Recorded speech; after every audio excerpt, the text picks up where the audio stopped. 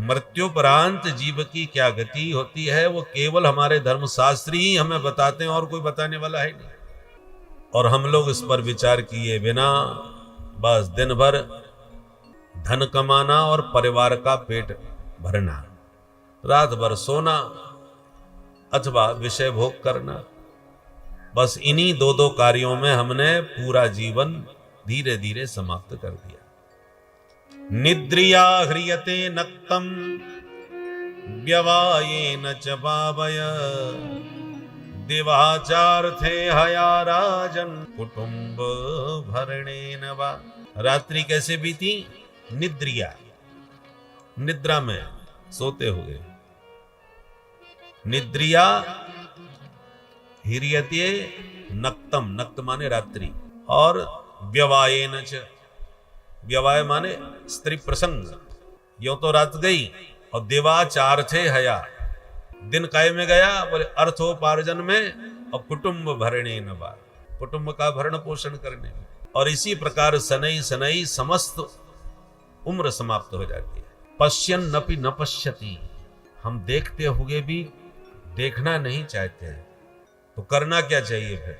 सुखदेव जी कहते हैं एक काम है, तस्मात् भारत सर्वात्मा भगवान ईश्वरो हरि श्रोतव्यः कीर्तितव्यश्च स्मर्तव्यश्चेच्छता भयम्। मरने में कोई कष्ट नहीं होता, मृत्यु पर जहां विचार करो तब डर लगता है कि एक दिन मरना पड़ेगा, ये सोच के ही घबराहट होने लगा। मरने में कष्ट थोड़ी है। अच्छा, प्रश्न उठता है, कहा सुना यही जाता है कि मरते समय बड़ा कष्ट होता है। भाई शास्त्र भी कहते हैं, हमारे आचार्य महापुरुष भी कहते हैं, अंतकाले महादुखम तस्मात् जागृति जागृति। भगवान शंकराचार्य जी का वचन, जन्म दुखम जरा दुखम जाया दुखम पुनः पुनः अंतकाले महादुखम तस्मात् जागृति जागृति। प्रश्न उठता है, अंतकाल में दुख होता है कि नहीं? ये कैसे पता चले भाई?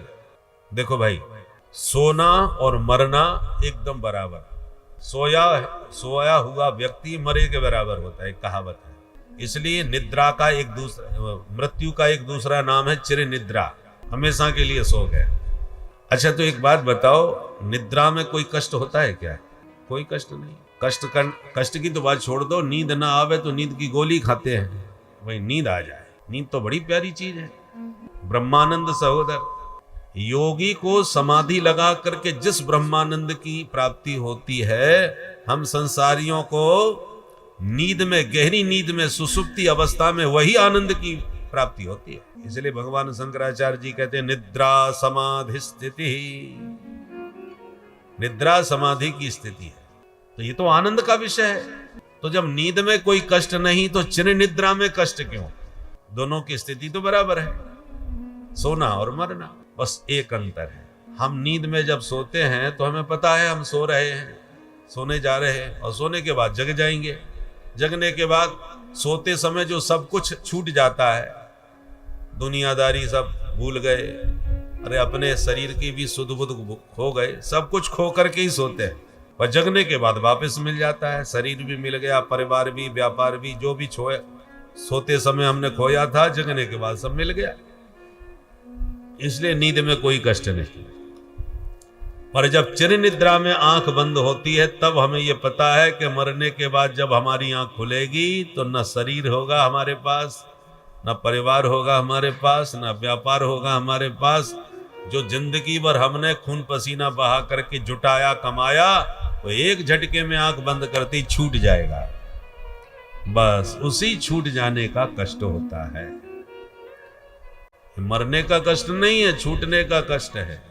जिस घर परिवार को आप एक दिन दो दिन के लिए भी ठीक से नहीं छोड़ पाते, कहीं परदेश चले जाए, कहीं भागवत सुनने चले जाए तीर्थ में, तो प्रतिदिन लगभग टेलीफोन करके पूछ ही लेते हैं, कहो साहब सब ठीक ठाक चल रहा है, दुकान पे कौन गया था, कारोबार की सब जानकारी ले लेते हैं। तो जिस घर को आप 2 दिन के लिए ठीक से नहीं छोड़ पाए, उसको हमेशा हमेशा के लिए छोड़ना पड़े तो कष्ट नहीं होगा क्या? इसलिए हमारे आचार्यों ने कहा कि छोड़ना तो तुम्हें पड़ेगा। राजी गैर राजी, यम के दूत आके जबरदस्ती छुड़ा के ले जाएंगे। जब छोड़ना तुम्हारा पक्का है और छोड़ने में ही कष्ट होता है, इसलिए आप छोड़ने का अभ्यास बनाइए। 4 आश्रम बनाए, ब्रह्मचर्य, गृहस्थ, वानप्रस्थ और संन्यास। आश्रमात आश्रमम गच्छेत, एक आश्रम से दूसरे आश्रम में प्रवेश करना चाहिए। 25 वर्ष की उम्र तक खूब ब्रह्मचर्य का पालन करके वेदाध्ययन, शास्त्राध्ययन करो। विद्याध्ययन का समय होता है प्रारंभ का 25 वर्ष, और फिर बाद के जो 25 वर्ष हैं, 25 से 50, घर गृहस्थी बसाओ, रुपया पैसा कमाओ, बच्चे पैदा करो, उनको आत्मनिर्भर बनाओ, पितृ ऋण से मुक्त हो जाओ। और 50 के बाद फिर वानप्रस्थ जीवन जियो। 50 के बाद संख्या 51, 52 वन के संकेत मिलने लगते हैं। बोले अब वन को प्रस्थान करो, वानप्रस्थ बनो, घर गृहस्थी में आसक्ति जो तुम्हारी है वो जिम्मेवारी से मुक्त हो जाओ। पहले विवाह जल्दी हो जाते थे, 15-16 वर्ष की उम्र तक हो जाते थे, तो 15 वर्ष, 16 वर्ष, 18 वर्ष समझ लो, 18-20 तक भी समझ लो। 18-20 तक यदि बच्चों की शादी हो गई तो आप 50 वर्ष तक फ्री हो जाओगे बेटा बेटियों की जिम्मेवारी से। अब आजकल तो तुम्हारा 50-50 वर्ष के कुंवारे बरुआ घूम रहे। बोलो राधे राधे राधे राधे। तो फिर वो कहां से वानप्रस्थ जीवन जी पाएंगे? बच्चों का विवाह हर हालत में कानून के दायरे में भी करो तो 18, 20, 21 तक कर देना चाहिए, तो आप समय पर फ्री हो जाओगे अपनी जिम्मेवारियों से। उसका परिणाम क्या होगा? आश्रमात आश्रमम गच्छेत, क्रम से आप जीवन जिएंगे शास्त्र विधि से। 50 के बाद वानप्रस्थ, सब कामों से फ्री, बच्चों को आत्मनिर्भर बनाओ, आप स्वयं जीवन के लक्ष्य को पाने में लग जाओ। जीवस्य तत्व जिज्ञासा, केवल खाने पीने बच्चे पैदा करने के लिए थोड़ी आए, ये तो पशुओं का काम भी है, ये तो पशु भी जानते हैं। आपने अपने जीवन के लक्ष्य को पाने के लिए क्या किया?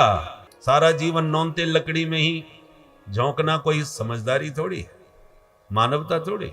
मनुष्यत्वम मुमुक्षुत्वम महापुरुष संश्रयः, भगवान शंकराचार्य जी का वचन है। मनुष्य बने हो तो पहले ये देखो आप में मनुष्यत्व आया कि नहीं। मानव बन गए तो मानवता आप में आई कि नहीं। मानवता के साथ आपने जीवन जिया तो मानवता को सार्थक किया। पर मानवता सार्थक करने से ही बात नहीं बनेगी, मानवता के साथ उससे भी ऊपर की बात है मुमुक्षा। मुमुक्षा माने मुक्ति की इच्छा।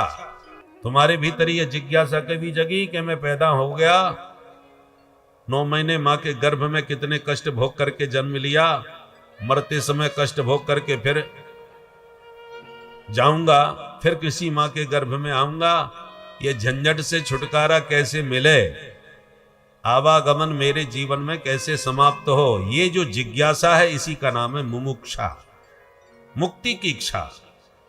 क्या वो इस दुनियादारी के प्रपंच में पड़ना नहीं है।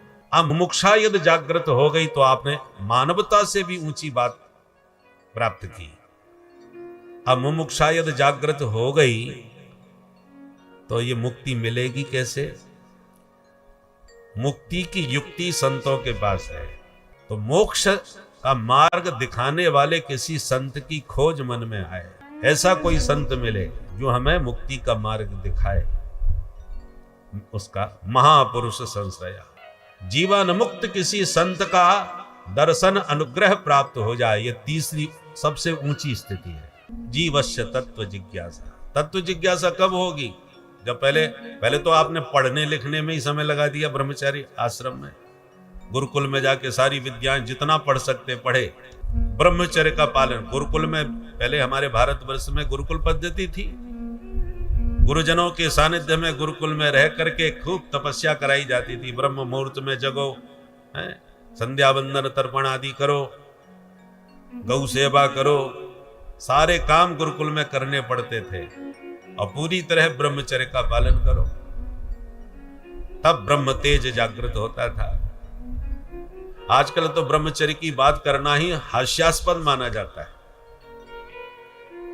कॉलेज की शिक्षा में तो ये बातें उपहासप्रद है। पहले गुरुकुल पद्धति में जब ब्रह्मचर्य का पालन करके ब्रह्म तेज से संपन्न होकर के फिर गृहस्थ जीवन में प्रवेश करते थे, तब गृहस्थ जीवन सार्थक और धन्य होता था, सुखद होता था। ब्रह्मचर्य जिसने ठीक से पालन नहीं किया वो गृहस्थ जीवन भी सफल उसका नहीं हो पाता।